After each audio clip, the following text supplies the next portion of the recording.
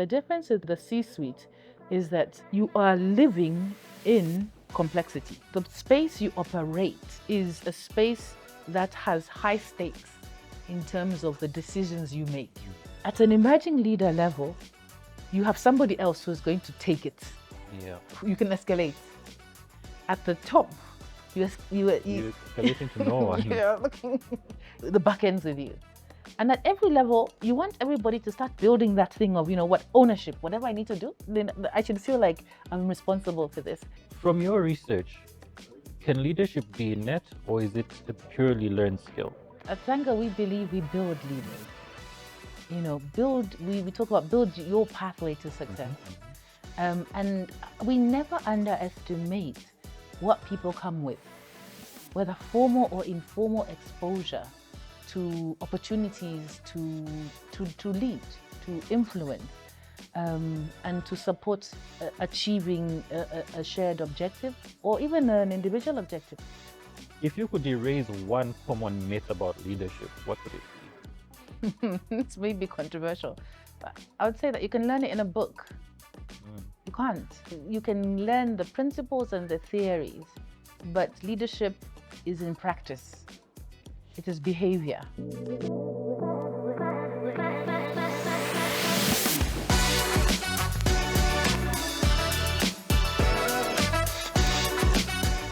Hello, welcome to the Money and People podcast, the show that connects the dots between financial success and the power of human capital. Today we talk about leadership development, and on our show we have a special guest. Her name is Nankhonde van Broek. Nankhonde, welcome to our show. Thank you. I'm happy to be here. Oh, thank you. A pleasure is all ours. And to get everything started, and for the sake of our audience, please tell us about yourself. So I am the founder and CEO at Zanga African Metrics. I lead a great team of people who are pioneering leadership development from the context of Africa, the context of emerging markets. And we do this through technology. We have leadership assessments and analytic tools that support smart, people-driven, data-driven decision-making for organizations. That's fantastic. And has this always been your passion? What drove you into leadership development? Is there a gap that you identified, or is this just you? Interesting enough, I think I've always been drawn towards leadership roles, and by nature have been throughout, even from school as a head girl. Oh, wow.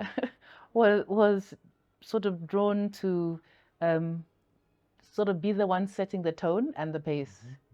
And as a result of that, I really only later on realized that there were certain things that I felt passionate about, certain habits that came naturally to me, and also a certain way of looking at things that would predisposition me to go into these roles naturally. And then I learned how to do it strategically.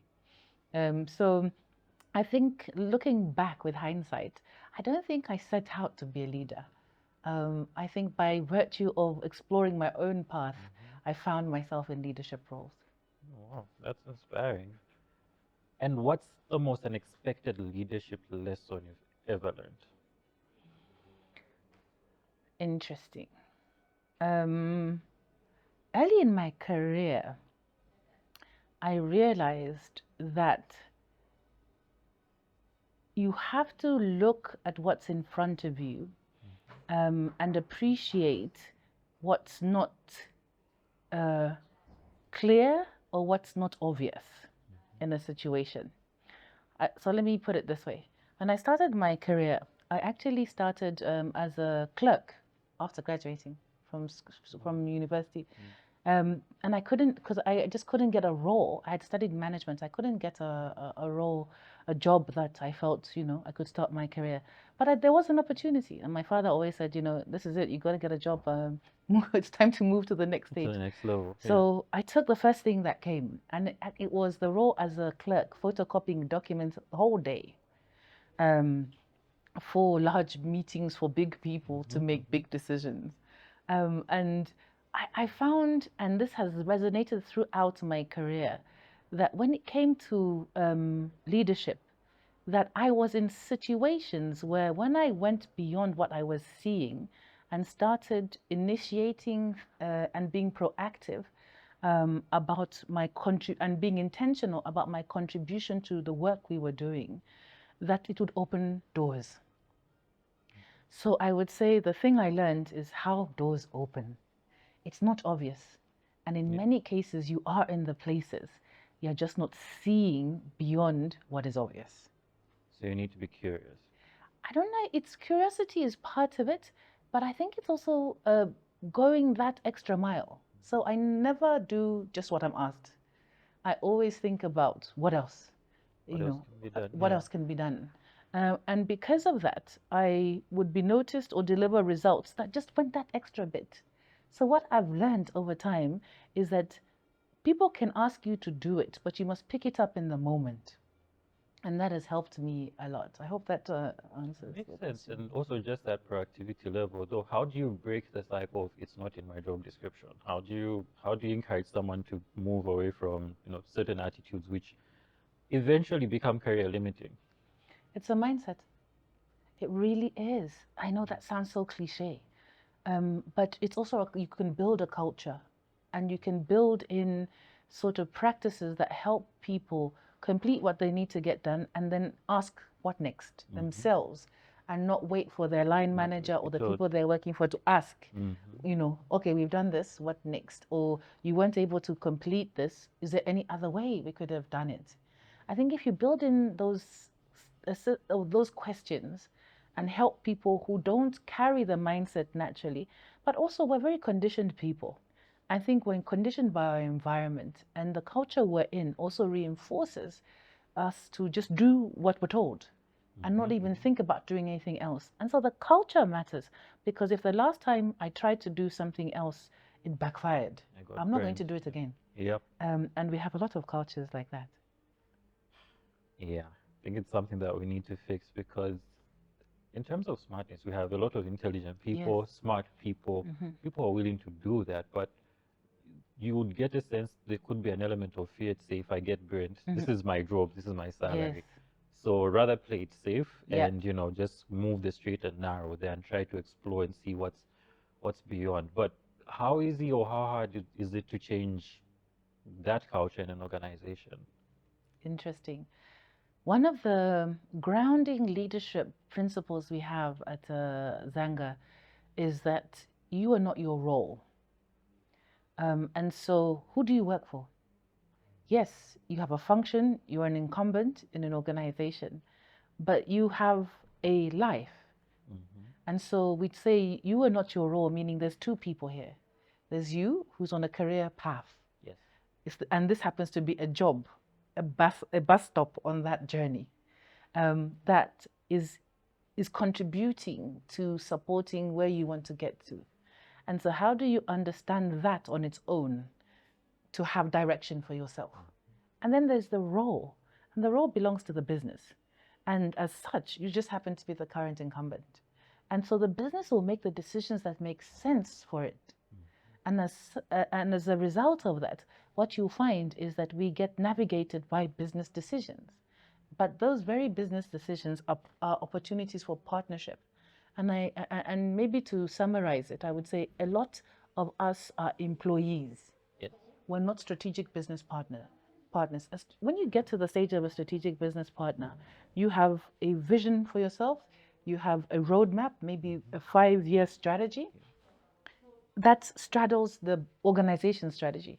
So as you're helping the organization get to where it needs to get to, along the way, you understand and connect how it helps you get to your own To your own destiny. destination. And I think when we do that, we help people understand then that going that extra mile is not a favor. It's necessary because it's also getting me to where I'm going. And so I think when we inculcate more of that and help people from the beginning, and that's what we do at the beginning of our leadership development, is let's establish something here. Where's your strategic plan? And where's the organization's strategic plan? How do we then map the two to achieve their goals and their destination? I mean, speaking to that, it takes me back to a time with one of my former employers in my past life. I did have a situation where I'm not bragging, by the way. I felt I was moving faster than my superiors. And you then get that frustration of how to say you're then being blocked. So you get a sense of being blocked. In Bemba, they say at Valencing, you're being blocked and so on and so forth. And it becomes frustrating because it sort of the job then narrows your work to just doing one or two small things. But in, speaking to a very, very good friend of mine, the piece of advice that he gave me was, even if it's not accepted, even if it's not being recognized, just do it, store it somewhere. Yes. Continue doing it. Even if the organization does not appreciate it, look at it for your own development. What then became funny is after so many months, so many years, you then find a scenario where those things that you kept on doing and were being thrown to the side become urgent business items, and you say, Yes. yeah, I can do this in 2 weeks, but you already have the template, Yes. you already have the design, and you're just there, and people are panicking. But I mean, that's a vow. Then you provide it, and you eventually start becoming a superstar in a sense. So I think for your personal growth, even if something's not appreciated, but you believe in what you're doing, go ahead with it. Just I love that, and I think it's a great source of great guidance. yeah. Because it can be demoralizing to be in that situation, and it makes me think about Peter's principle, the management principle, Yes. that everybody eventually gets promoted into their level of incompetence. Yeah. And the way Marshall Goldsmith puts it is, what got you here won't get you there. So you No. can get a seat at the table, but you need to thrive and survive. Yes. And so the tools you need to get to that, to really be successful at the new level, sometimes requires a new toolkit, a new approach and way of thinking. But just as you are you're trying to cross the threshold of Peter's principle and get the new tools that will help you, adapt and lead at that level, you have to recognize that it is possible that your line manager also has hit their Peter's principle Yes. in the role. Yeah. Right. Yep. And so what they need to learn, they have either not had the opportunity yet or are insecure about. But it's their journey as well. And so you somehow get locked in a dynamic there of, and this is so true, an organization can only grow as far as its people. Yes. Which means a team can only go as far as the bandwidth or the how expanded and adaptable and competent or capable the leader is.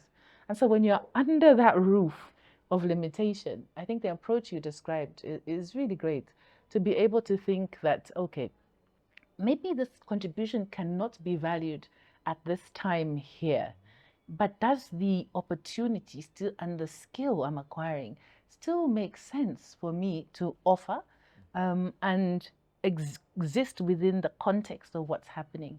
And give the feedback. And that's something we don't do very often, but also if the feedback structures are not psychologically safe, it may not be possible to do it. But where it's possible, to give the feedback.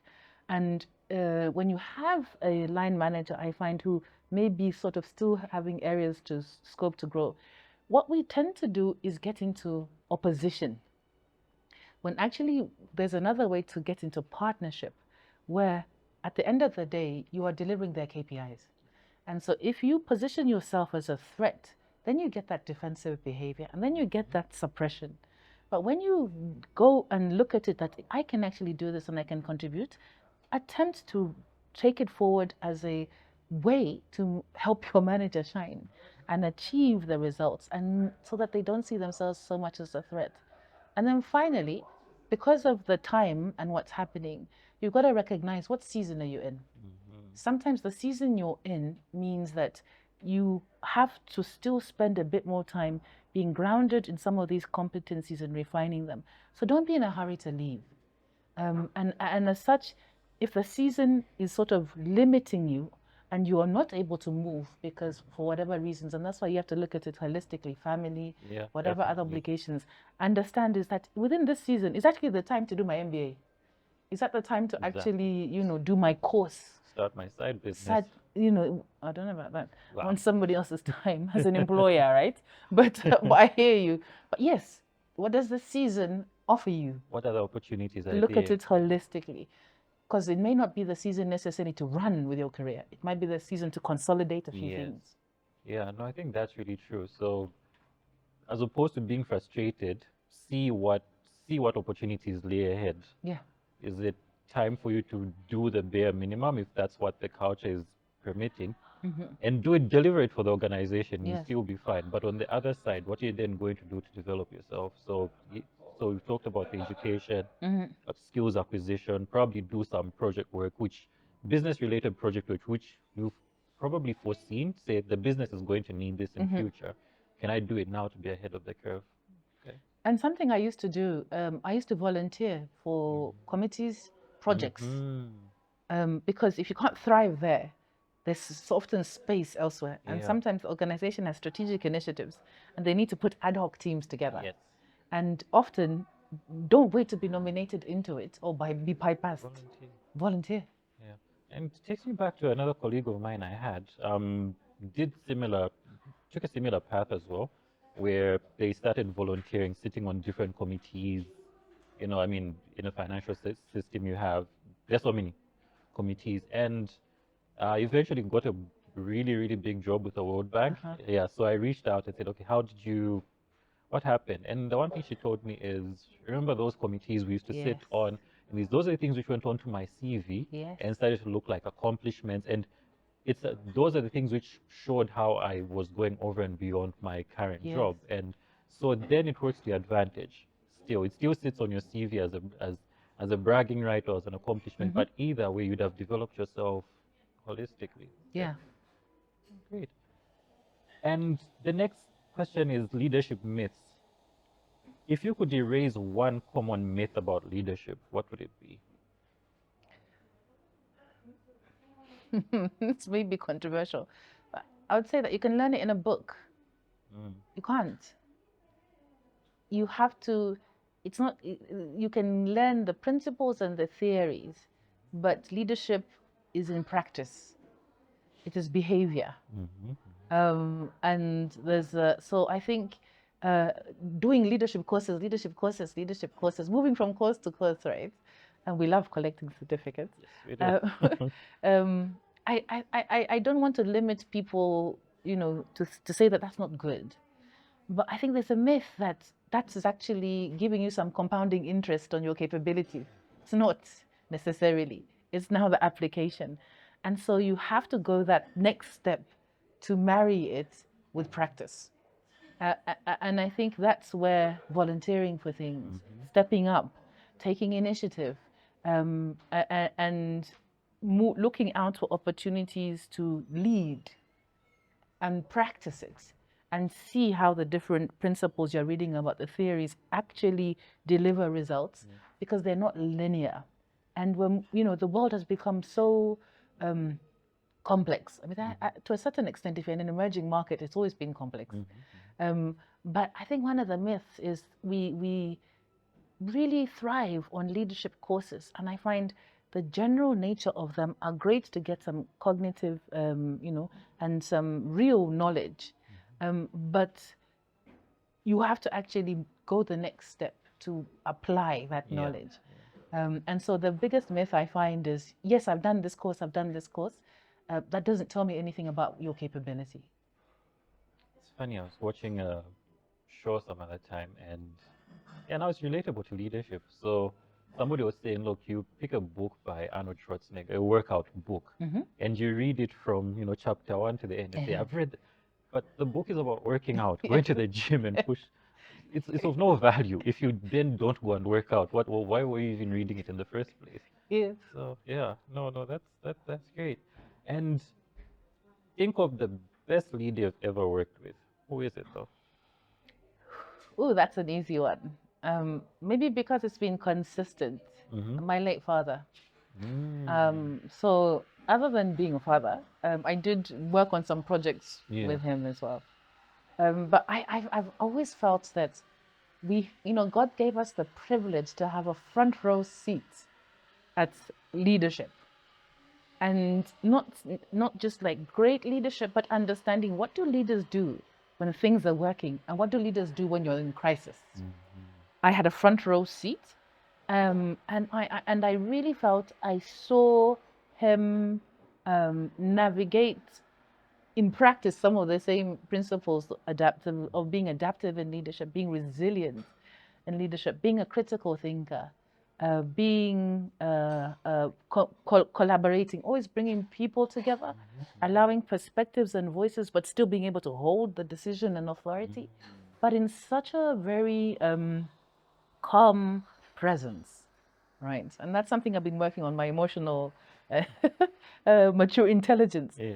And so no matter how heated the situation, he would be able to stay calm.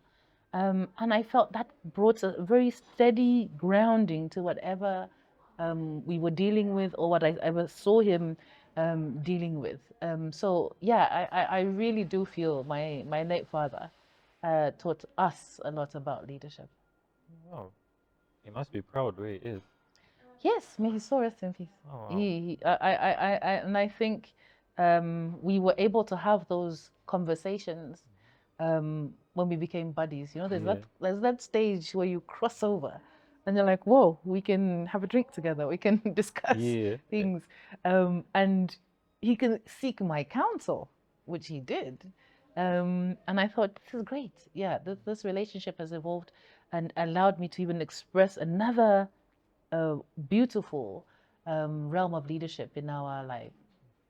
So if you asked him how you did, what do you think he would say? I think he would be proud, and he always used to say, they ain't seen nothing yet. Whenever you achieve, we never competed against anybody else, and this is the mindset we had. He always said, what's your next best? So we're 5 girls, and I won't say that I'm the brightest bulb in this box, but I'm good. Yes, because you have to own it. You have to, the words you say to yourself matter. Yes. But my sisters are brilliant, right? Yeah. But we never competed against each other. There was a way that we were challenged. So he always used to say, you achieve something, goes, there ain't seen nothing yet. What's next? What's next? Yeah. And so I feel like he'd be very proud because he got the chance to see me fail. And, I've made mistakes. I've made bad decisions. And I've gotten through them. And I think it's because he kind of saw holistically, personally and professionally, where I got to. I think he would be, I would like to think, and he said it, that he was proud. Nice, lovely. That's really wonderful. And in talking about leadership identification, how do you distinguish between a manager and a true leader? Are the two mutually exclusive? I almost want to say that management is on the way to leadership. So, and I think it's Peter Drucker who said, management is doing things right, and leadership is doing the right things. Doing the right thing. So, if you look at the leadership journey, you are usually starting in a role where you are responsible for tasks, deliverables, your KPIs, or milestones or goals you want to achieve. And to get them done, you have to sort of work efficiently. And so managing, I think, is about controls and putting in or following systems. And so from a management perspective, you have to get that and understand that, and you have to be able to do it. When you get to leadership, you are looking at people. And it is about, I see it more as influencing and motivating, having clarity about the bigger picture, drawing people towards, this is where we're going. Don't worry about the what's burning here, but keep your eye on the, where we're going. So I don't think they're mutually exclusive. I think they work effectively well together, and you should not think that you can neglect one at the expense of the other. And even whatever level of leadership you're at, because often we're not just talking about leadership at the top. It's important to see leadership as at every level, what is your leadership capability? Because it's built over time, and it's built through experience, and it's built through roles. And so you have to be able to and appreciate that whatever level of leadership you are, what are the things I need to be controlling, managing? And it starts with self leadership and self-management. So how am I managing my time? How am I managing what I need to get done? And then how I can take a step forward to lead and I can show others how to do this. Or that I can take the pole position, even amongst peers, to help us achieve something, no matter where I am in the hierarchy. No, that's a very different perspective. I think the thought sometimes is leadership is at the top, but whatever stage of life you're at, you have to. There's leadership everywhere. Yes. So big sister has to look after Yes. the household, and okay, yeah. So leadership basically is at every level. You have to, Yes. And inculcate it and yeah. see it that way. I think our culture and systems um, move leadership to an authority figure. Yes. And as such, we tend to outsource decision making, outsource problem solving. But very early on, we're already doing it. At every level, you're solving problems to actually achieve results at the end of the day. Was I a leader when I was 3 years old and was struggling to switch on the light bulb? And then I figured, how do I go over and beyond? I go get a stool, stand on it. I think you were learning to connect, and as the brain is developing, you're learning to build an understanding of how things work. And so even at 3 years old, you are now taking on a position to, understand that, do I need somebody to switch on the lights?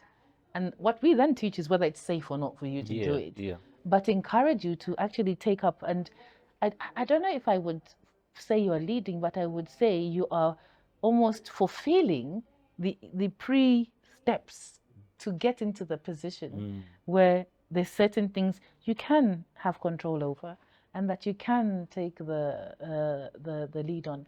And then it moves to certain things as you're growing, like how much, you start dressing up yourself. Yes. So nobody has to come and help you do it. All these behaviors, all these things we learn that are part of growing up, I think are the preparation and steps that when you look at it, they are just deepened and brought to a certain type of maybe complexity or nature of the organization for you to solve. But you've been solving problems all along. Problems, yeah. Okay, that's great. From your research, can leadership be innate or is it a purely learned skill? Um, we at Zanga, we believe we build leaders. We talk about build your pathway to success. And we never underestimate what people come with, whether formal or informal exposure to opportunities to lead, to influence, and to support achieving a shared objective or even an individual objective. And so I think there are people who are predispositioned to lead by nature, but leadership can be sort of taught, but you must catch it. So it must be caught. It can be taught, but if you don't catch it, then you see differences. So there are people, I do believe, who are naturally born with qualities that speak to what we would map against maybe what we would describe as an effective leader, But there are others who grow into it. And so I wouldn't want to exclude those who grow into it, because holistically, not everybody has that predisposition. But generally, everybody can take on a leadership role and learn to be successful at it. So the goal is to catch it. Catch it. Just catch it. Yes. Okay. And what are some of the most common misconceptions people have about identifying leadership potential? Interesting. I think the misconceptions about identifying leadership potential is often not giving somebody an opportunity to work outside their box. So I'll give you an example I'm going through right now. Sometimes you work just depending on your path and career and where you're coming from. I talk about plug and play, right? When you're coming and working in an organization where everything is there, how can you assess the potential? because there's so much infrastructure to support your success, which is good. Yeah. But if you start to remove some of the infrastructure, you start to actually see what's holding up this success. And so I think what I have seen is you notice gaps over time because we make assumptions that somebody knows how to do this. But then you look at the context and conditions they were in and to fully determine whether they have the competencies. And when I talked about leadership is caught, it means whatever they were exposed to, whatever they did, what they're practicing and their behavior shows you that they're applying it. So yeah, I think you know, the ways we have in terms of the touch points that enable you to observe somebody and deduce or that they or conclude that they have leadership capability really have to be holistic, and so not narrow, but put observations from different perspectives. And I think that's what we try and do with 360s, right? Assessments, performance appraisals. It's getting feedback from somebody else, getting the individual to do a self rating or self-assessment, but asking other people. And so I think when we do that, what we find is that unless there's objectivity in that feedback, unless there's a holistic understanding of how the culture is, then it's not that it's not rich or useful information. It can be limiting because without objectivity, you find that sometimes performance data is used subjectively, depends on the relationship, and can be used against a person. And so the different touch points are important to assess. So when you're doing succession planning, you need different data points, don't just use one to actually determine the potential of somebody. And also give it a period of time that you are using. So when we do succession planning, we actually have the analytics that help you appreciate, okay, their competencies, but also when you get the 360, which allows anonymous feedback and doesn't allow for social desirability or somebody to use it as a gender against somebody, that is also another data point. But you need to be holistic in your observations, but you must understand what you're also looking for. Define the leadership profile.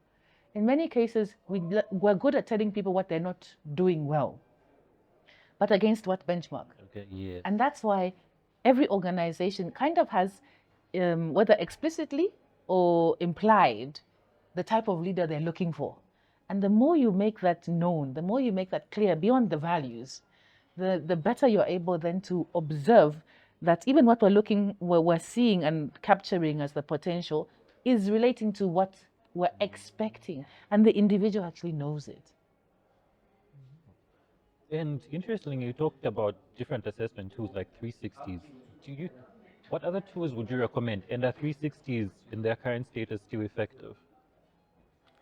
So they're 360s are a type of psychometric assessment, and psychometric assessments is trying to sort of get to predictability, because psychometric is a measure of the mind. Psychometric is a measure of the mind. And really, why do organizations use them? They're trying to predict, the outcome against desirable competencies or behaviors or capabilities, right? And so the use of psychometrics is already widely known. And they are effective as providing information that can be used for decision making. Now, I think they're very effective, and they're still effective because they provide information and data points. Now, how they're then applied and used is maybe where the practices can be limiting and even destructive. And so I think organizations that use these tools with integrity and professionally have a great opportunity to boost their outcomes and results. So whether it's at a recruitment stage to help you, your shortlist and ranking on competencies that are ideal for the role, or whether it's once somebody's in or has been with an organization, using that data to have a roadmap to develop them. There's useful information, and then assessments also are used at the wider level, the organizational level, employee engagement and wellness surveys. Those provide you useful data points for decision making. And so I think it's a relationship and it's a partnership and it's about communication. There's a lot of resistance against assessments because they're seen as weapons that Yeah. can be used against people. And so it requires education, it requires clear communication, and I think when those are done well, it helps both parties, the one being measured and the one who's going to make the decision, come out with the best outcome for the objective, for the goal that they're trying to meet. Okay. No, that's interesting because I've also noticed how sometimes managers again experience, previous prior work where somebody comes to tell you this system is not effective, but you sit down and really look at the data. And I've seen some articles as well, on my LinkedIn and so on, where people are challenging that. But when you drill down to the detail, you find, and I've been privileged to use them for quite some time, and you find they just don't know how to use these things, Yeah. or they have a predetermined outcome. And once it's different, you find, no, this doesn't work. This doesn't work. Yeah. And I remember one time we had a system for doing 360 assessments for employees as part of performance review. And somebody got a very, very high score, an employee, because they didn't have a good relationship with the manager. The Yeah. manager started disputing, no, There's no way. there's no way, it's not possible. So we had Yes. to then go back to them and say, look, this was done via survey. There were 10, 15 people who did it. Yes. Your input has been captured Yes. and it's enough. So yes, you feel that way, Yes. it's enough. But this thing takes a holistic view of what the business perceives this individual, and Yeah. that's how come the scoring is like that. So I think for leaders, what I notice is sometimes going with an open mind, not having preconceived answers already, and all you need is to use that tool to confirm your bias. Yes. Yeah. And I've seen that bias. We've had, opportunities where we've educated and supported, sort of unpacking where the bias is coming from and the impact it's having on what the organization is trying to achieve. Because the objectivity means that, no, I know this person, I've worked with them. They're not able to do this.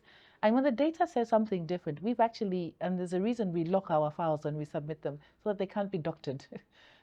Because we want to give you the opportunity to understand what opportunity you have with this individual, irrespective of what agenda you've planned. Yes. And then the other thing with assessments is it's important to look at them as part of a strategy, a talent management strategy, because within there you are actually giving it direction for decision making. And sometimes you'll find they are used, but not holistically, and even educating the line managers to appreciate that we're doing this assessment, but let's look at where we're going in the next 12 to 24 months within the strategy, and what are the key areas where your team needs to perform, and which competencies are key for you. Let's collaborate and partner on the roadmap to build them and develop them. And some of the tools or the approaches we'll be applying are psychometrics. Now, beyond the psychometric, we'll also do some other interventions. Okay.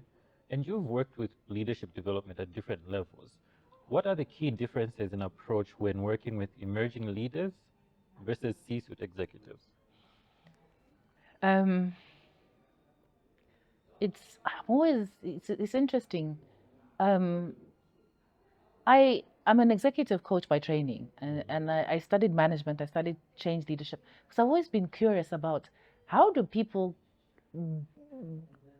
achieve results, and how do they develop the systems, what mindset do they carry to get to those results, and why do some fail and why do some achieve?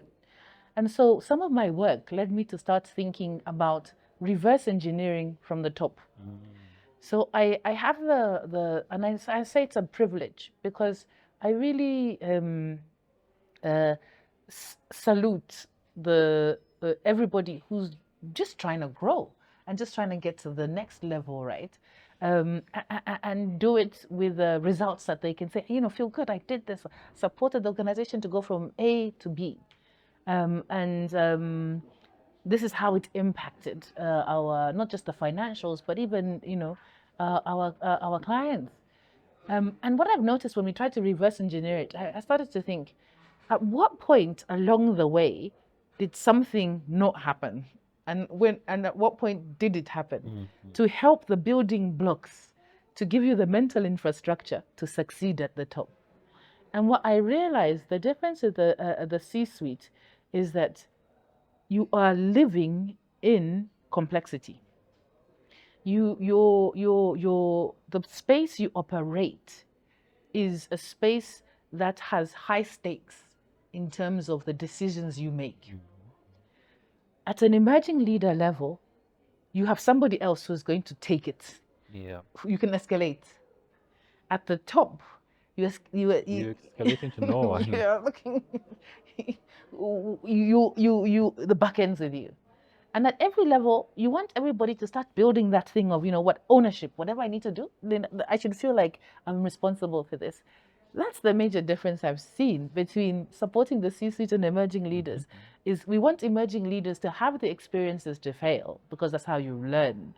But we also want to control and manage the risks of how we grow them to make incremental, take on incremental responsibility and make high stake decisions.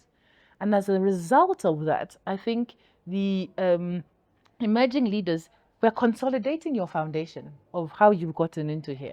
We're giving you a picture of what the destination looks like. And so we have an opportunity to help you get there. At the top, you're exposed. At the C-suite, and I find it very humbling when I coach CEOs, because that is a safe space where you have to be concerned. You can't just talk to anybody. You're also a human being. Yeah. And so you have how you respond to things and what the business is expecting of you, what maybe even the CEO and the board has as demands on you. And you have to navigate these things. And over time, it is clear how you have built up the capability to be effective in dealing with the key strategic results you need to deliver, manage the financial outcomes, support and delegate and have oversight and build a team under you that can manage operationally, so you don't have to keep coming down. And that's a challenge we see at the C-suite. When the CEO or the EXCO start coming down into the hands-on, then you're like, okay, that's your comfort zone, but you've moved to another level. And then effectively at the C-suite level, it's people, it's relationships, it's communication. And although that does matter lower down, actually that aspect of relationship management, creating the spaces for people to think critically together, make decisions fast or slow depending on the pressure, is slightly different from when you're emerging. There's some cushioning around that space that when you get to the top, people brutally understand that, oh, the cushion, the infrastructure that was supporting me is gone. I talk about a building and an elevator. When you're on the first floor, when you're on the third floor, and when you're on the fifth floor, you can see different things. Yep. And that's almost like roles rising. So as a result of what I see, it's a reflection of my level of influence and the decisions and the risks. As I rise higher, I see more. You see more, which means your span is wider. Yep. And so I love looking at it from that perspective to say there's a difference in terms of exposure, but there's a great opportunity in terms of impact. Okay. Post-coaching, what tools and how do you measure whether leadership growth is actually taking place?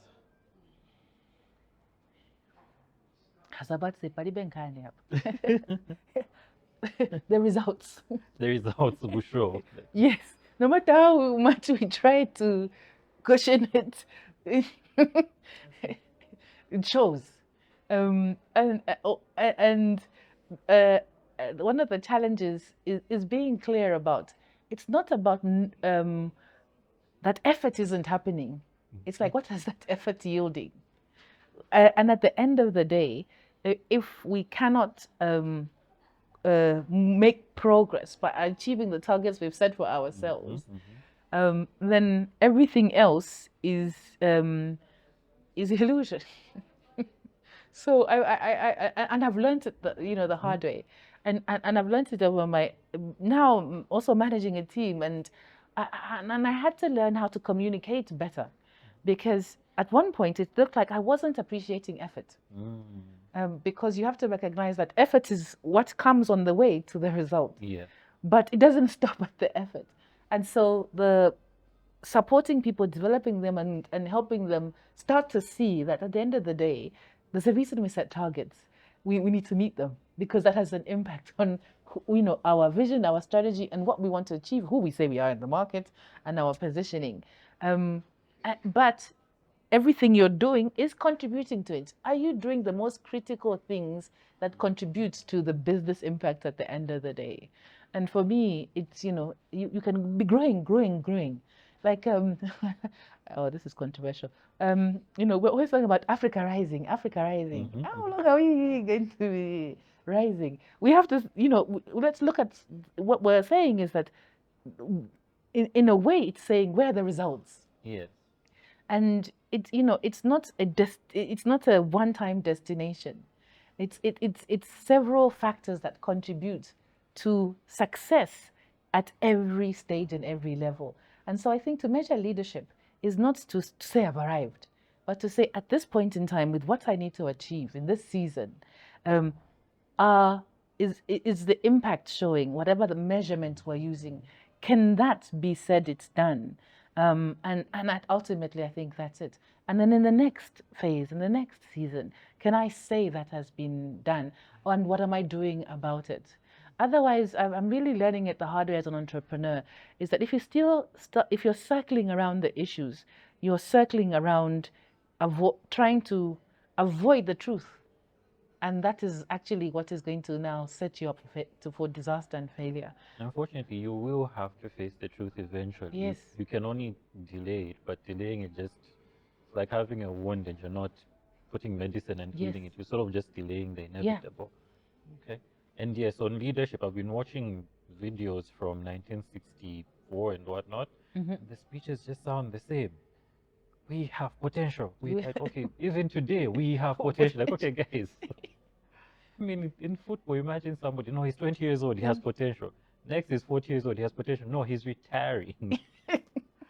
he's supposed to be retiring right now. It's like, why do we talk about firing football coaches, right?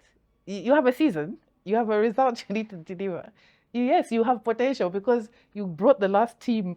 I love what is I'm doing this course on kind of understanding how to appreciate your niche or where you add value in your field. Yeah.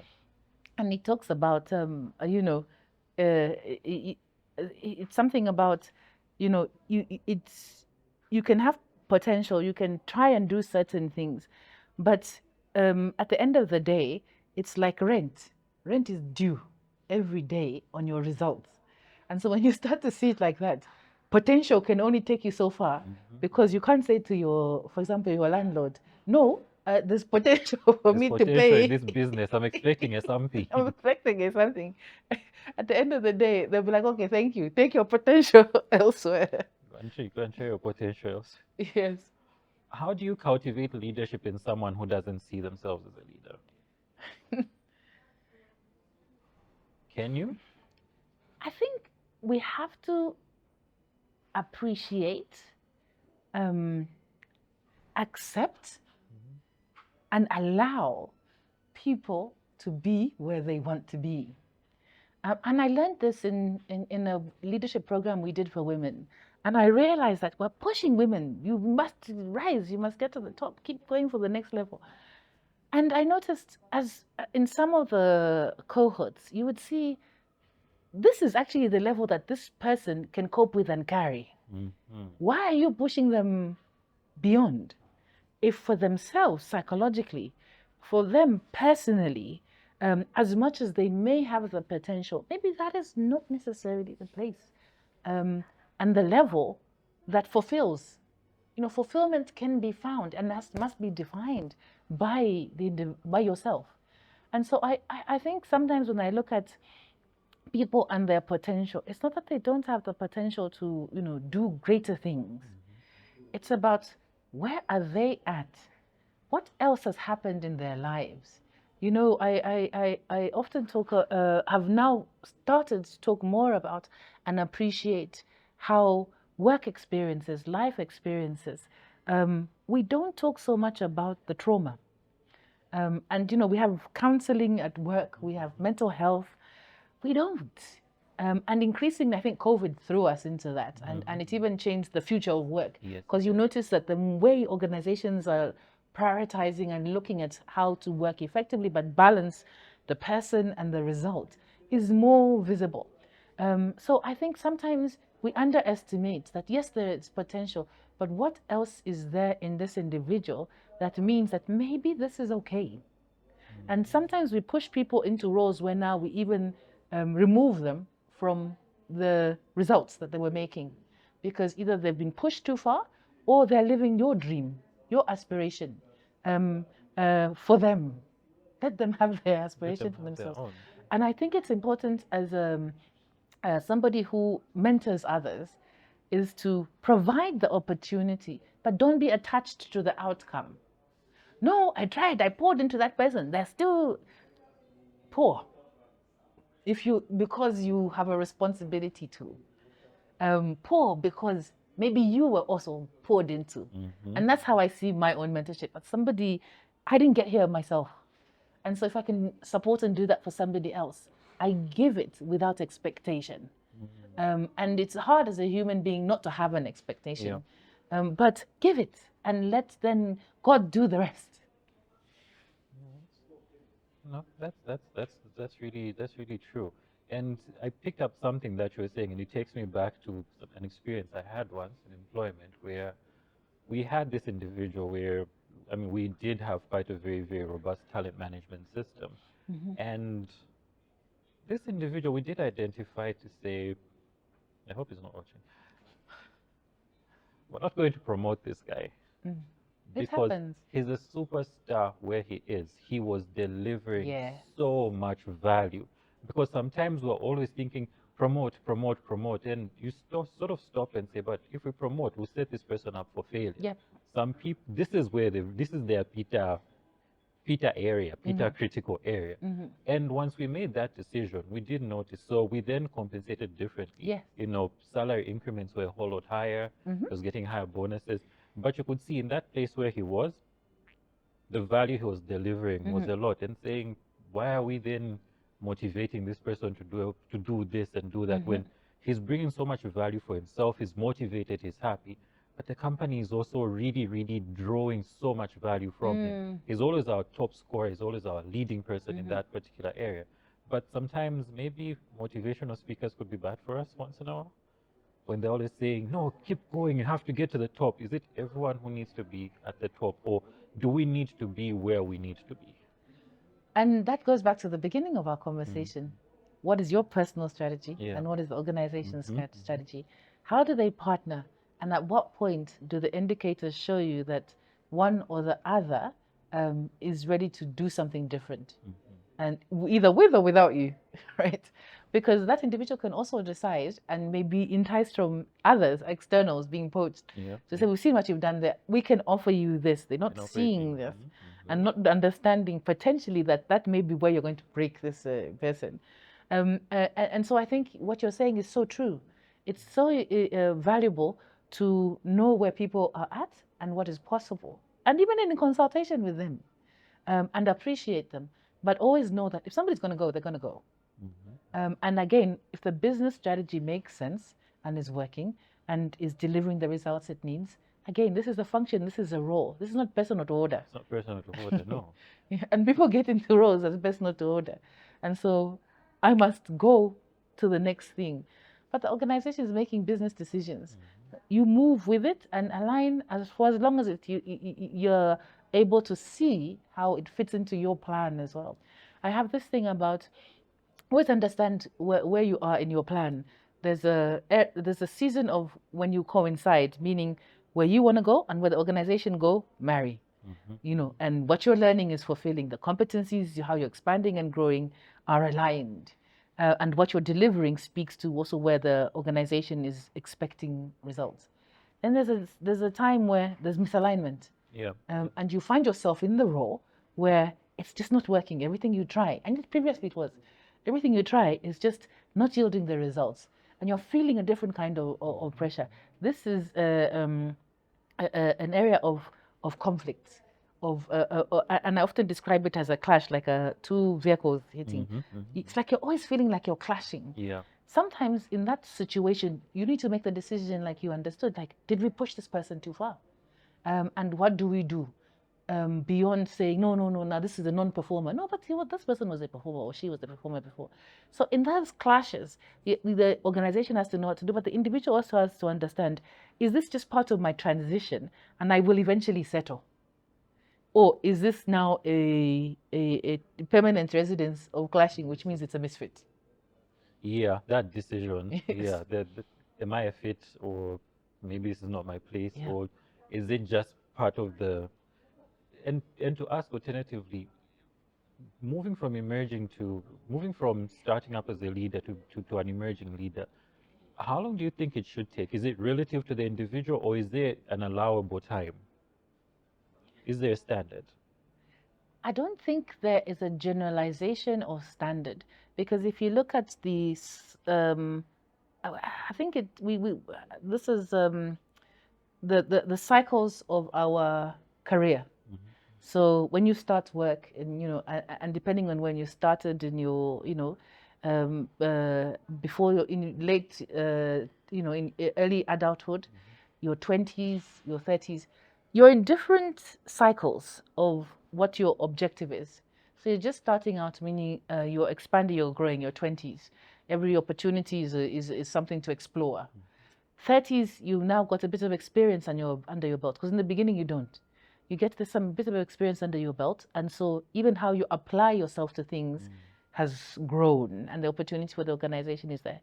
40s, again, you're getting to a point where you've experienced different type of roles, and as a result, your perspective has been enriched from just that's what you can bring in, and so on as you go on. So I don't think there's a generalization, because it's almost every stage and every phase comes with the consolidation of foundations that are needed for effectiveness. And you'll find that no matter how long you can invest, some people never leave the early foundations.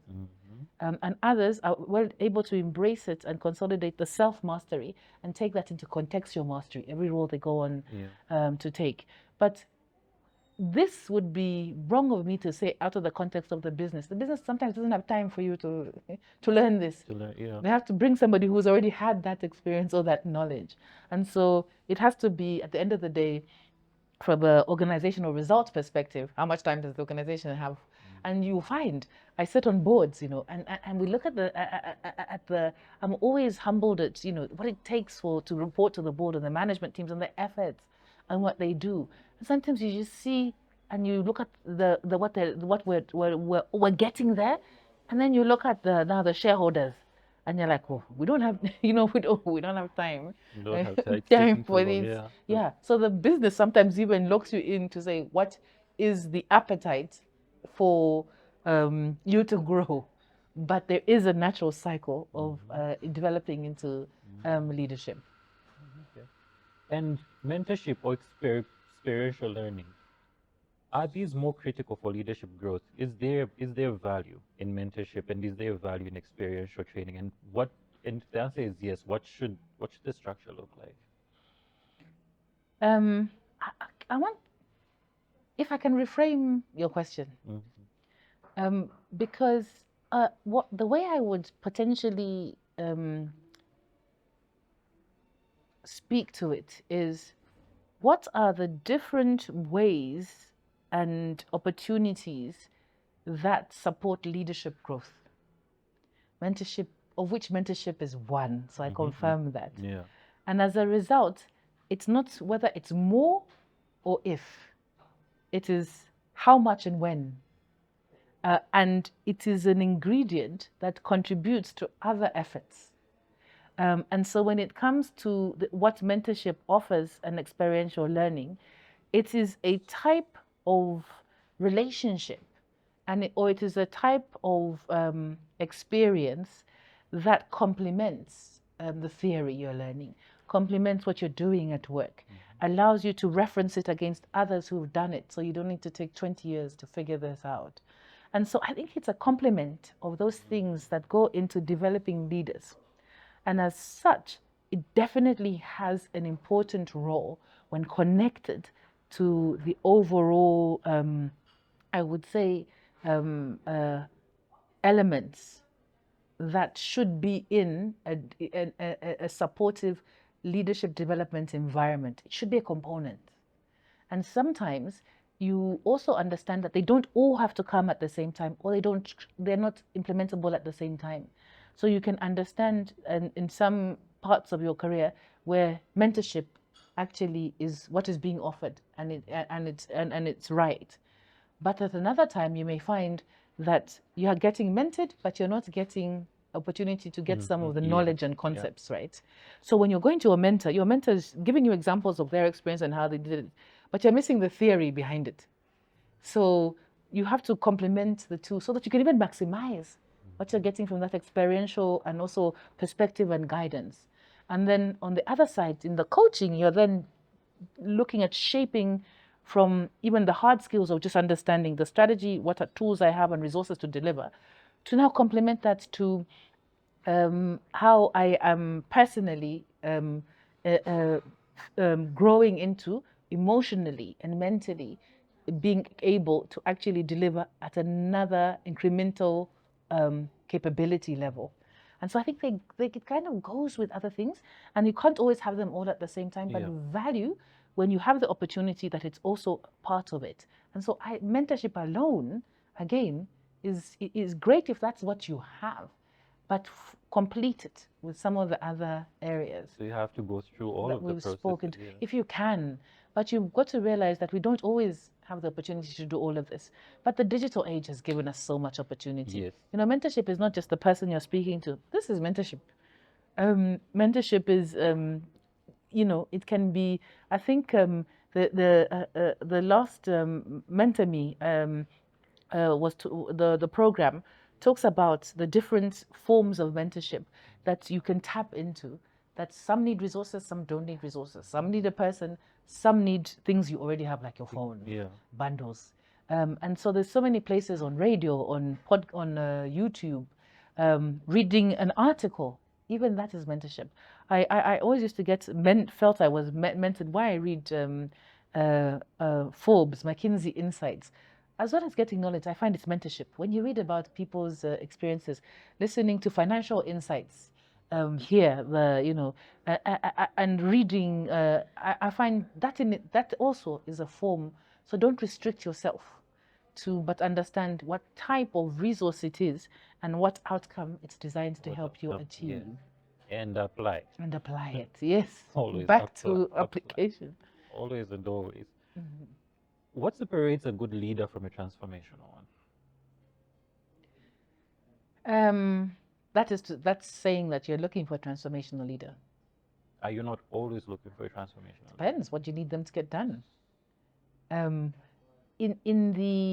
think in the responsibility of an organization to achieve its results, they are levels of leadership, I believe, that have to balance accountability and empathy. Now, when we talk about transformational leaders, we're talking about potentially, or maybe that's where I should start. What is the definition of a transformational leader?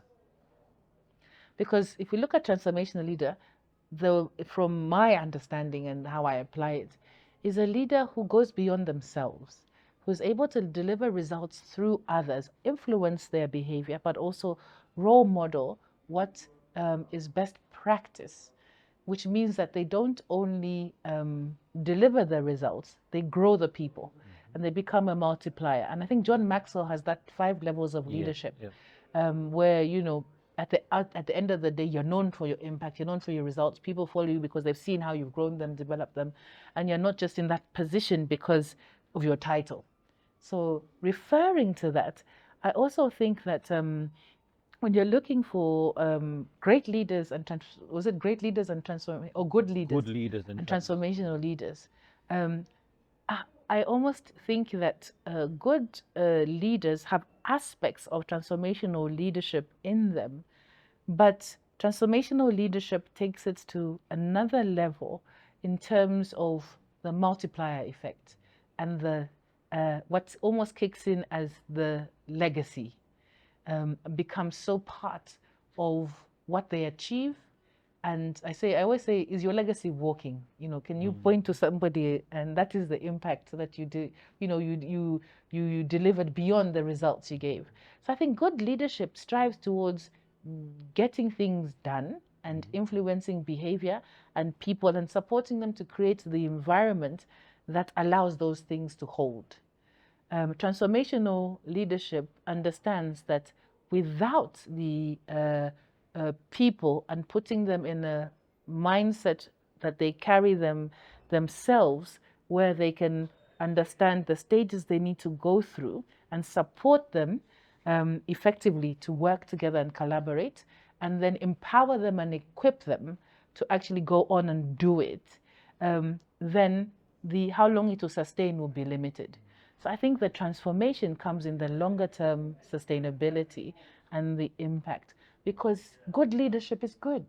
It does generate results. It can deliver high performing teams, but how long that then goes on to sustain the sustenance and multiplier effect. And we call it transformational because it goes above and beyond and can be seen in other realms, but it doesn't take away from good leadership actually being already somewhere where you want to strive towards to achieve. Because once you've got that, then you move into the stages where now you can take that to the transformational level. Okay, fantastic. And how do great leaders maintain authenticity while adapting to different teams and challenges? I love that question, because that's why we exist at Zanga. The model we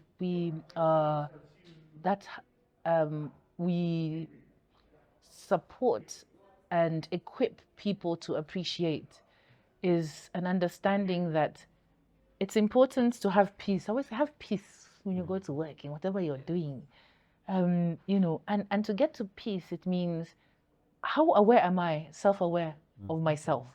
What are my values? And that's why we always focus on, what are your values? Because your values will show up, and how do I take those and reconcile them with the values of the organization and what the organization is prioritizing and promoting as important. If once I get into this roof, we all come from different backgrounds, socialization and conditioning. But once you get into this building, the way we can predict or support collaboration and achieving our results is everybody following a set of principles or priorities that if everybody follows them, we can manage, because they're all coming from different places. So when you come to work, you have to try and align there, and the organizational values kind of help you do that. So I think the coming into work and that space of achieving results together means that you bring yourself. So you bring whatever you're coming with, and you bring your understanding of what success is, of what hard work is, of what going that extra mile, of what my role is supposed to be, and this is what I've come to give.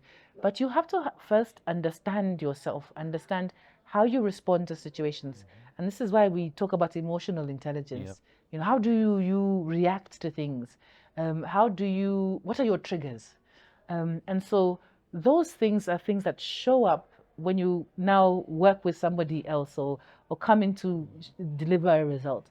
So it's important to start with understanding yourself. And that's why we do coaching, why we help leaders. Before you can lead others, lead yourself. Because that foundation and that grounding, and you continue to learn about yourself, but you ground yourself in self-leadership first and self-management first. And then you take that to whatever environment you go into.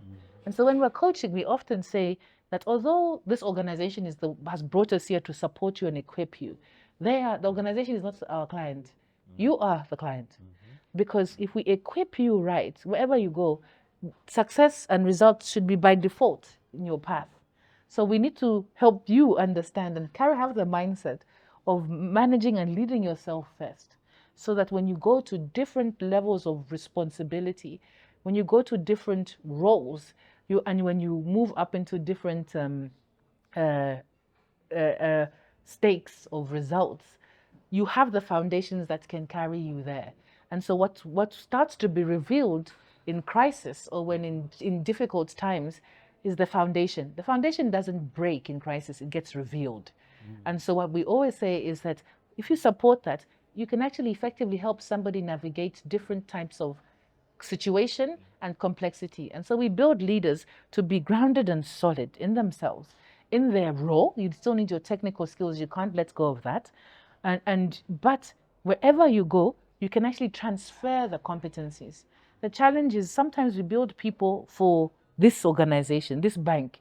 When they go elsewhere, you see that the competencies were not transferable. Yeah. So in the interview, what you're listening for is, yeah, they did that, they did that. Are they in sounding that they can be transferred?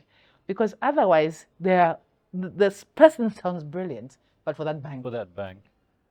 And so when you're helping leaders actually navigate into different levels of complexity, it's good to start with themselves. Help them map the competencies they will need that help you to effectively deliver results and manage people incrementally, but also in a way that they can consolidate them and transfer them to anything that they're now put into roles, responsibilities, or situations.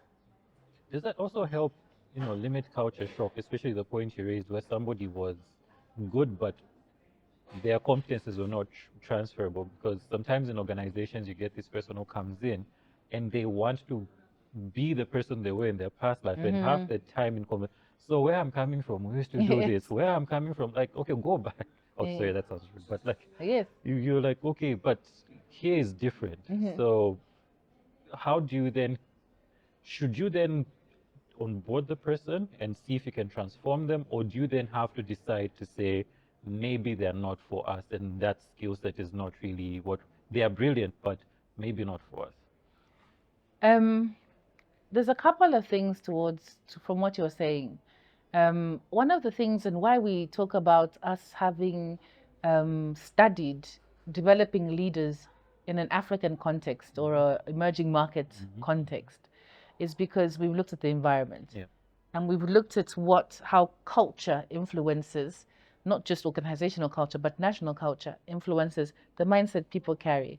And sometimes you have to also understand what is competence and what is culture.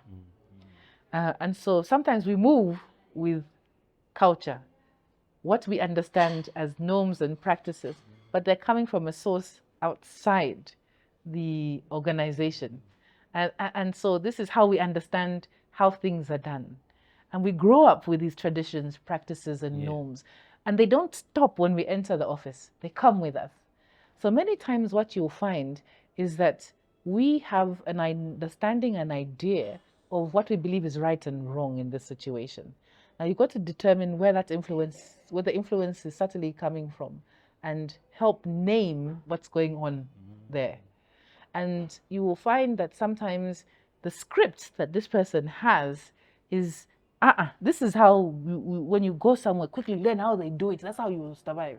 So wherever they go, they carry that.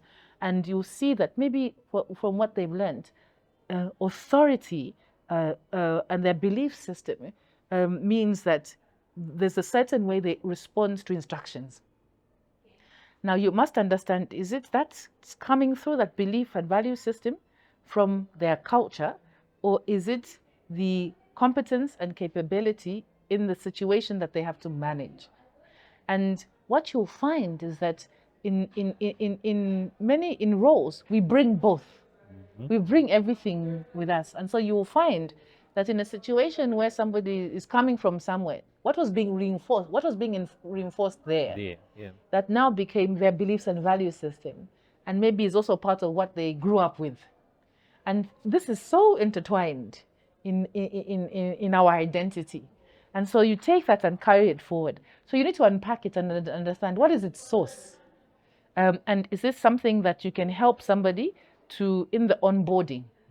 So the different employee life cycle touch points are important to not only onboard people into their role and the organization, but into the culture. And this is again back to when you're under this roof, when you're and we tend to focus at the higher level organizational values, but at the team level, there's a culture also. and there's values that are playing there, and there are subcultures. Yeah. And so you want to understand what is going on at the next level beyond pushing the organizational values within the teams. What is being reinforced there, and how do you support getting alignment on how we do things here? So that's why having systems in place, create boundaries and help people follow some sort of compliance to a certain extent. And what you want to do is not stifle creativity. Now, the challenge we have in our culture is when people come with the things they've brought, it's almost coming to judge and say, we did it better. Yeah. Not necessarily to say, is it possible to get this result in a different way? Yes. Yeah. And so we can exclude people because we may find dismissing them because we already get defensive. No, so you think that organization is better than us, or you think your manager is better than me, if I'm your manager, right? But so you have these layers in what you asked, and you need to unpack it so that you can understand how to manage people, because you want them to come with ideas, but you want to help them to be effective in their communication of how it can contribute and add value, and not actually create defensiveness and create sidelining. Because there you had an opportunity to even see that actually, if we don't just take what they did, but we created our version of it, actually it can even solve a problem we were facing. So you have to be tactful in how you speak. Even if where you're coming from, it was more superior, you should still be able to say, this is how you do it, this is how we were doing it. How can we make the two work together? Yeah. I think in my experience, you find the other party is actually more willing to collaborate than when we say we did it better than you. Then they're like, oh, okay, so you think you're the star now. Yeah. Yeah, and then they want to teach you a lesson. So, and it's communication sometimes. Yeah. In a world of rapid change, what leadership competencies are becoming obsolete and which are now essential? What's the evolution looking like? So interesting. The world is changing, and it's changing fast. But when I think about emerging markets and the very nature of development, what's happening is the pace is of learning, understanding, and problem solving is actually universally developing in every sector in such a way that you can see from the industrial age, the knowledge age, the digital age, what the digitalization has done is just helped us to do things faster. And also, it's almost like the rate of compounding interest over time has brought us to where we feel it fast, right? But it was inevitable. It was. It definitely was. And at the same time, when you think about the basic and fundamental challenges we're still working at in developing countries, things have, it's not the pace that has made them more complex. They were complex in the beginning. Getting water to people, and the movement of the people, the needs on our cities as they expand and grow, on our economies, food chains, and if we look at what's just leading to what we're now saying is fast, it's in context. So I always wonder when we talk about fast pace and complexity in developing countries, because the very nature of our growth is complex. And as such, when I was studying VUCA, vulnerable, uncertain, complex, and ambiguous, how to manage and lead in a vulnerable, uncertain, complex, and ambiguous environment, I thought to myself, and this is where, you study things, but when you practice, you have to practice to understand, okay, what does it mean for me? And this is the challenge when we adopt models from the West and we bring them, and you have to, you have to interpret them to land and actually generate the result in your context. Yeah, and also see how they work in our place, not just copy and paste. Yeah. So I feel like that question is globally relevant, but has to be contextualized. And so when I was learning, how to lead and navigate, I remember in my class I was telling them, and we had mixed people from different countries in our class, and more than half were from the West. I was like, but me, when I woke up today, I bathed in a bucket with no water. There's no power. Yeah. So, and I see that, my opportunity in life is a bit more privileged, right? So for me, complexity, I don't even need to even get out the door to start discussing complexity in the fast pace of change. There are things that I need to resolve You need to resolve right here. right here. Have bigger problems. There are problems.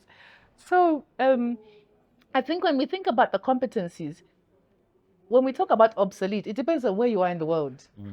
And we need to remember that on this continent. Yep. Because we also need to contextualize it to what we may be following as the World Economic Forum critical top 10 competencies for the future. Yes, it's a benchmark, because I think some of the development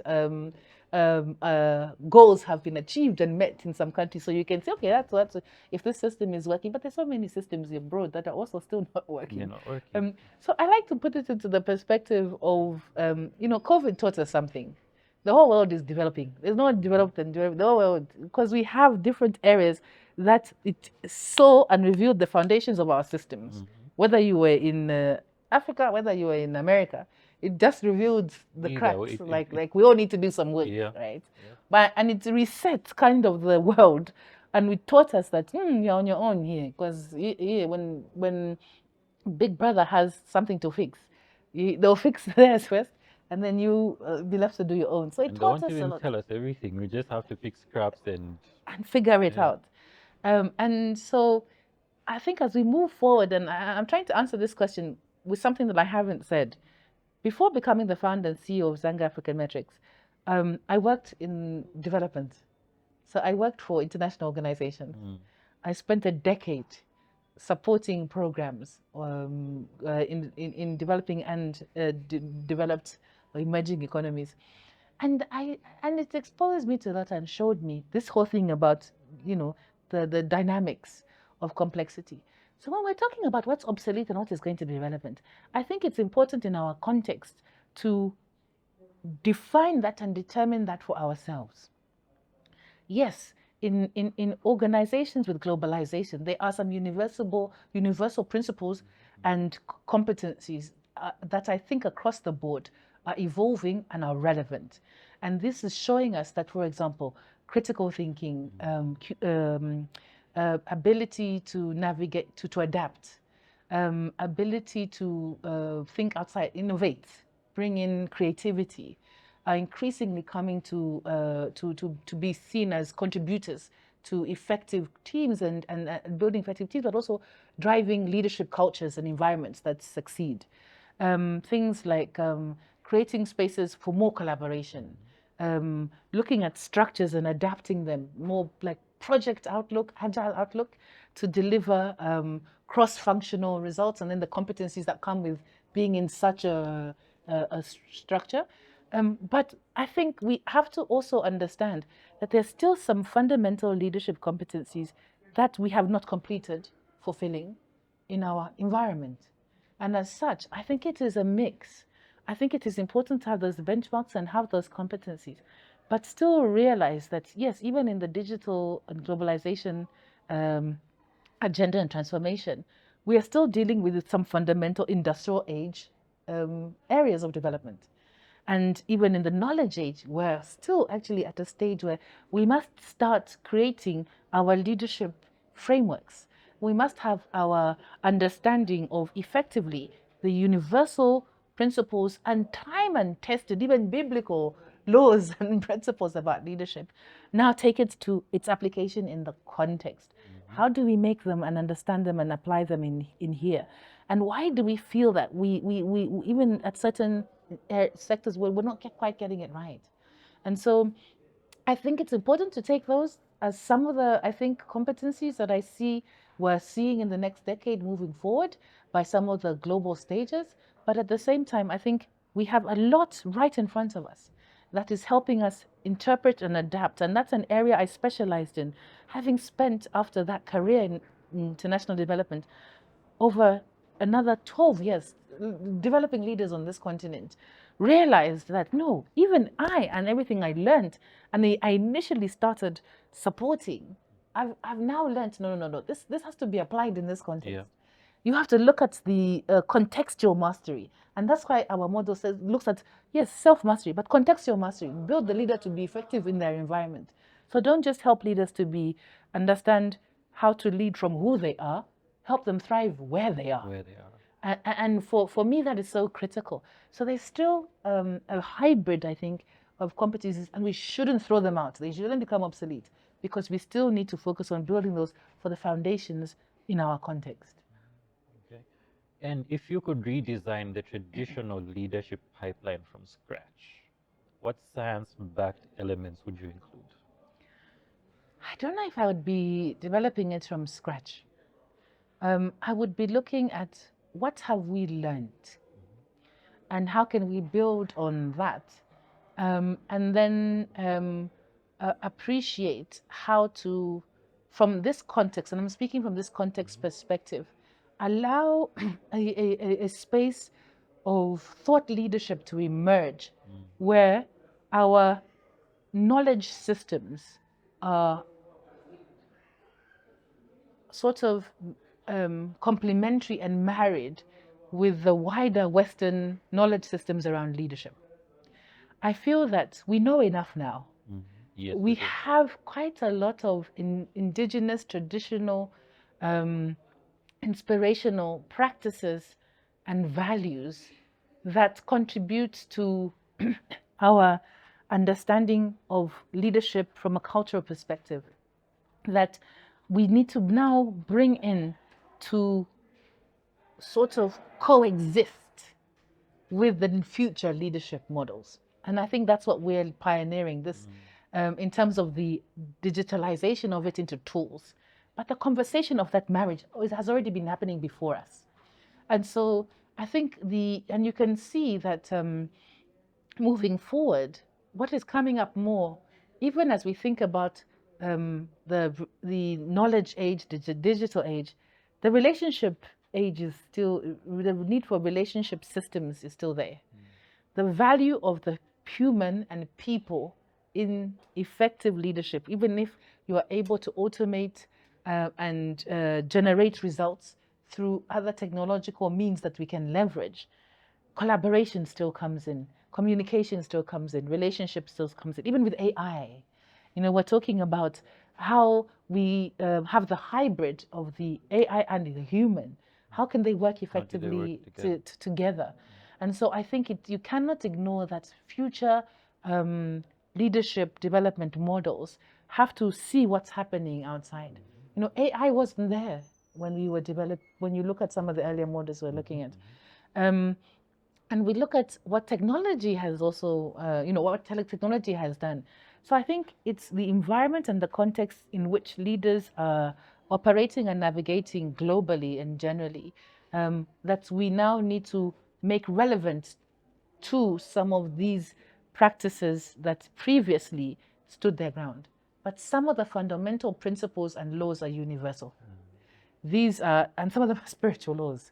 They stand, and how they apply still reflects. You get the same sort of result, even if it's a completely different environment. I hope that helps answer the question. 100%. And what's the most underrated leadership trait that more people should focus on? Listening. We don't listen. We don't listen. I think another thing I would add to leadership development models from a scientific perspective is bringing in neuroscience and behavior. Understanding the psychology of transformation, behavioral change in leadership, and so that you marry that side with the other skills and competencies you build. And I take it to this because we don't listen. So what we tend to do is, even before you finish answering the question, I'm already answering it, right? But I'm trying to bring in my pause and my emotional intelligence to say, okay, my first response, let me just sit with it, and this is happening in seconds, to see whether that's just me speaking or I'm adding value to the Mm. the discourse, right? Yeah. So I think there's different levels of listening that we can grow into, and we underestimate its power because there's listening to what is being said, what is not being said, what is happening around you, maybe the body language. You can, you can. I love this. Growing up, where your dad is just my dad didn't never used to talk too much. I'll say, "Mom, more."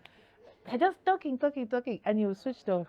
You're here, but the mind has knocked off, Mind has has left the drifted. building, and so.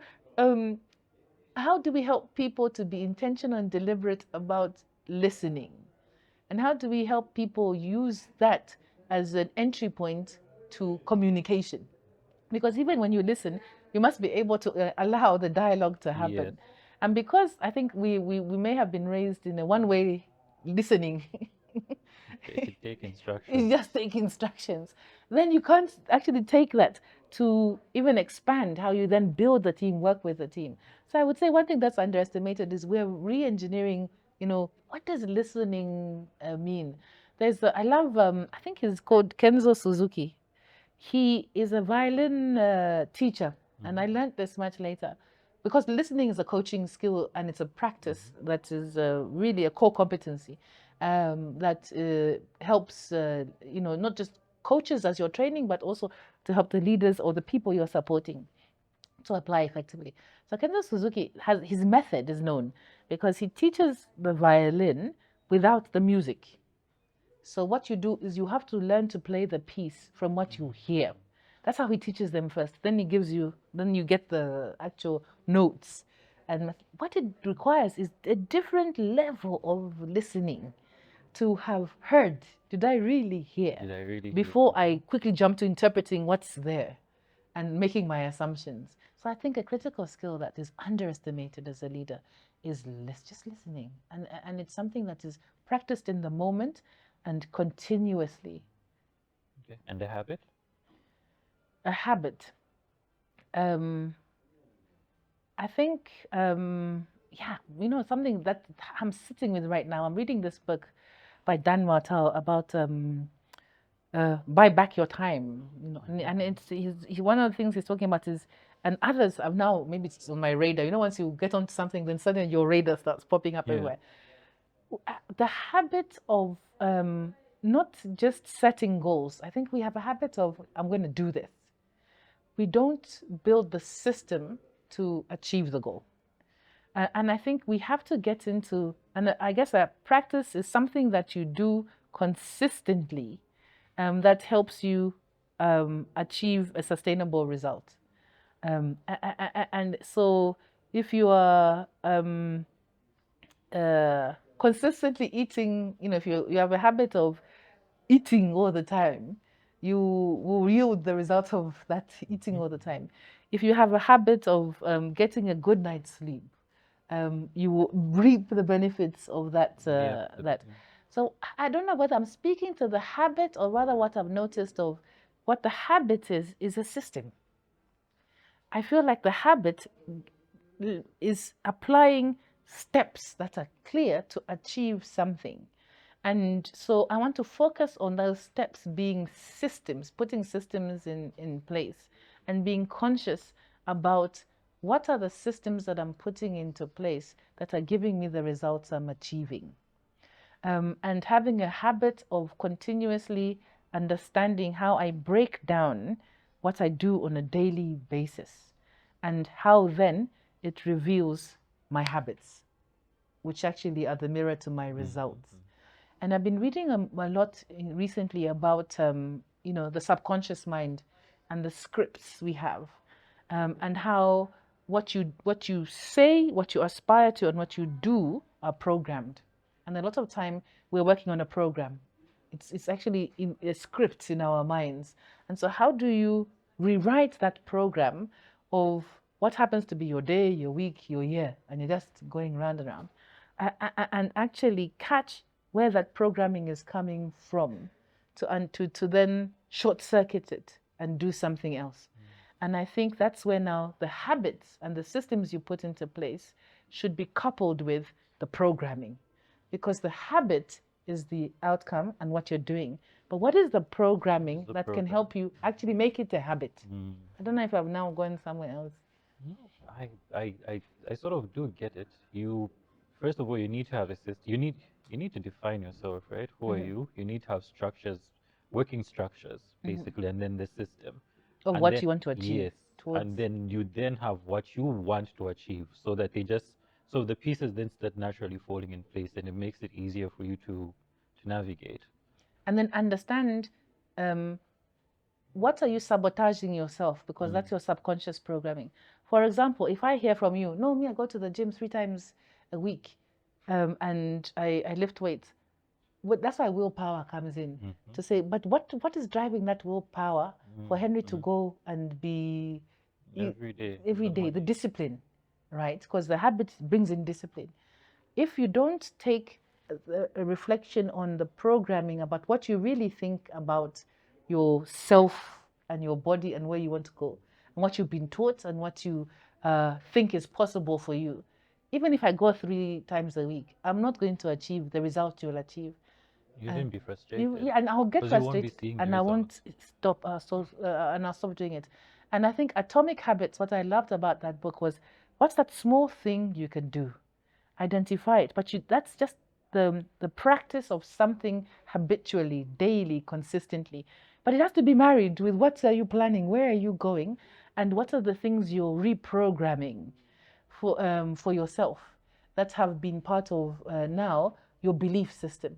So if you grew up understanding that, oh, people from my family never reach this level, no matter how much I practice what you're doing, but that's my belief, I'll eventually get frustrated and stop doing it. Or if I think that, at the end of the day, and I love how personal financial management talks about what is your belief about money. I never understood why they take you there, because no matter how much I try to save, no matter how much I try to do daily practice, if my belief and system is I come from is like, you can never make it, you can, saving doesn't work, that program is going to affect what I am able to apply, even if I can identify good practices and break down the systems to help me achieve it and deliver it. My habits are not turn into a discipline that actually delivers a result that makes sense for me. There are certain things that you do in the morning and you attach them to that. So what did she say? So maybe you wake up and the first thing you do is make your bed, and you've mastered that. What else can you do to complement that? Yes. And you just carry on and carry on, and you find that you become a whole lot more successful. You're doing a whole lot more things consistently, because you're attaching new things to the system you've already built for yourself. And why? Yes, yeah, and the why. Why? Yeah. Because that's how the why to you matters, and makes a difference between why you achieve it and why don't. But both doing the habits. But why 1 year later you are still going to the gym 3 times a week? And I'm now even zondering you for for the results you're getting. Start hating people. Yes, you start hating people for their discipline, because the results are showing. The results are showing. The habits, the systems they put into place are now helping them achieve what they set out to do. What is your definition of success, and the habits you put in to get there. And we tend to do that, copy and paste. It's copy and paste, and it doesn't work. Yeah. So for me, it's a habit break. Give the habit a purpose and a value. Give it a system, and then make sure it is actually also in the context of your programming. Do you really believe that this is actually something you can achieve? That's very important. And now to get back to Zanga Matrix. What is Zanga Matrix? What do you guys do? We help people develop into competencies that help them work better. And I say help them work better because we don't take that you haven't got any knowledge, you haven't got any experience, and you haven't yielded results before. Our niche is helping people emerge, move to the next level. And because we've learned how to do that, we can support people at the top, the reverse engineering I was talking about, and people coming in, graduates and trainee level. But our niche space is that middle and emerging into roles.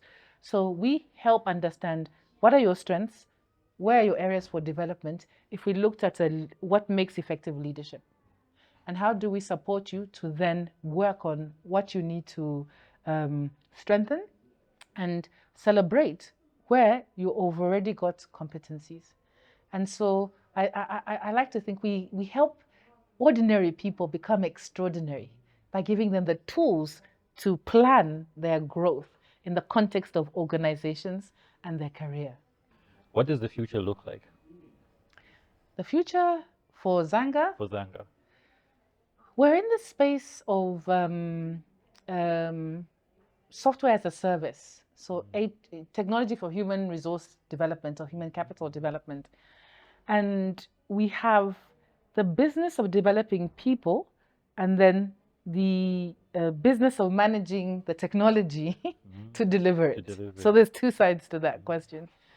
And then there is our vision and our contribution to Zambia and to the continent, I believe, as a whole. And I think in terms of where we're going, what is important is we've understood that the time has been coming to reverse how we value what it means to be an effective leader in this context. And we've got a report coming out later this year where we call it the value reversal. What if the one who's measured by other tools now measured themselves? And so who told you that this is what an effective leader is like? And why are you missing the mark consistently? Maybe let's check who's the author of the metrics. Can we start developing our own metrics? And so for me, there's a bigger conversation behind what we're doing.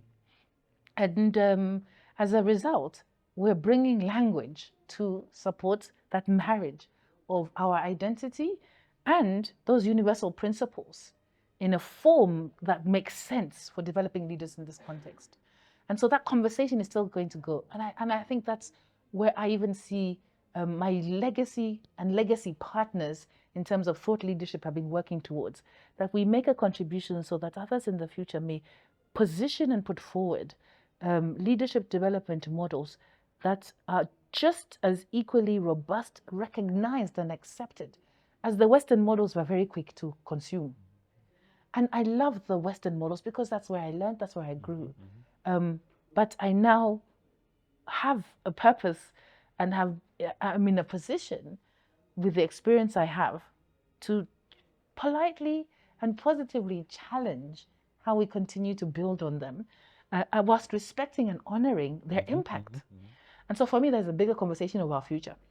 The next side is, as an entrepreneur, I want to look back and say, we successfully built an African business that solved a problem, that was profitable, and that actually developed results in the people who went on to do great things, went on to lead larger, take on more responsibilities, larger roles, and drive the economies of the nations where we're working, because we're beyond Zambia.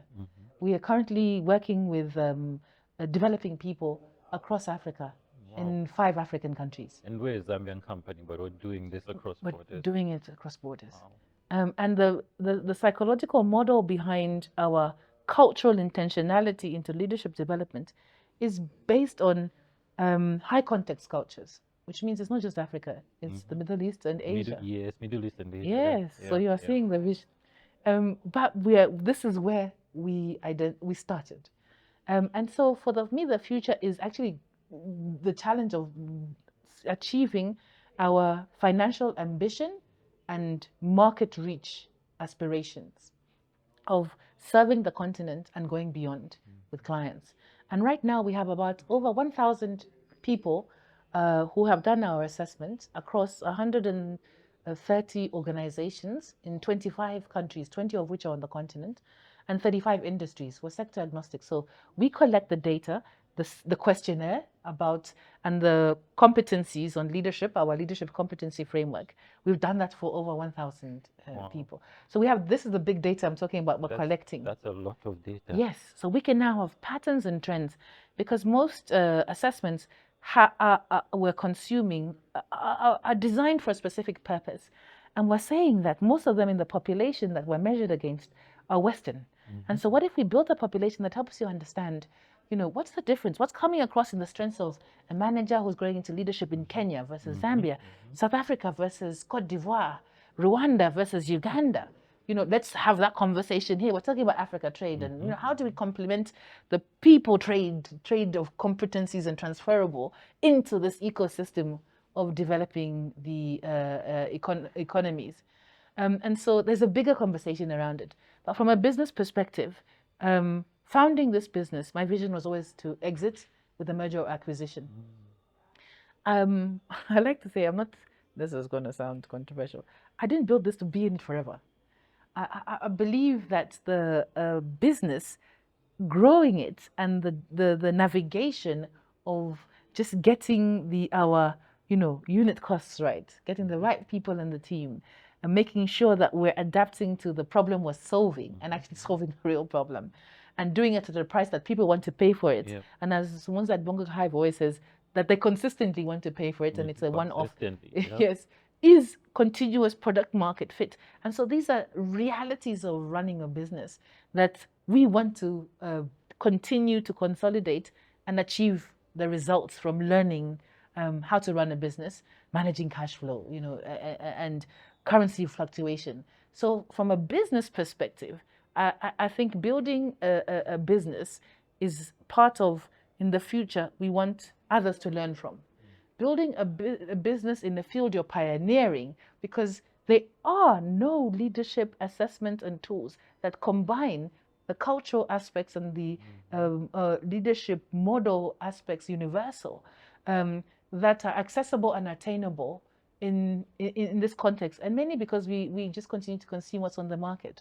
And so pioneering that, being vocal about the challenges and the solutions and the opportunities we feel we're sharing, so that others can even come and build a bigger, better, even tool in our field, is part of it. But I'll close, and I hope I'll now answer your question, is exit. We want to build to a profitability level where we become attractive for acquisition. And in the next 5 to 7 years, have the through line to that. Because we're in the field where larger firms actually grow their portfolios by buying customized and specific assessment instruments. Yeah. So from a business perspective, my answer to your question is, in the next 5 to 7 years, we want to be acquired. Sounds like you have a huge task ahead. We're doing it. And we have no doubt. We want to be able to have that perspective to say, we're going to keep going, and we're going to get this done. If we allow any other words in any other language, but think about this, but do that, doesn't mean that failure and risks are not there. It just means that keep your eye on the ball and keep going and don't stop. And when we meet again and have this conversation, let's discuss what happened. I'm looking forward to this. Can I put it on my calendar? Yes, please do. This time, 6 years from now? 7. 7 is the number of completion. Okay, so this time, 7 years from now. Team, we have recorded that, yes. Right? Okay. Nankhonde, it's been an honor having you in our show. Thank you so much. And I hope that our audience picked up a lesson or two. I know I've picked up a lot of nuggets right here. And to our audience, please remember to like, share, and comment. And from all of us, Romanian people, it is bye.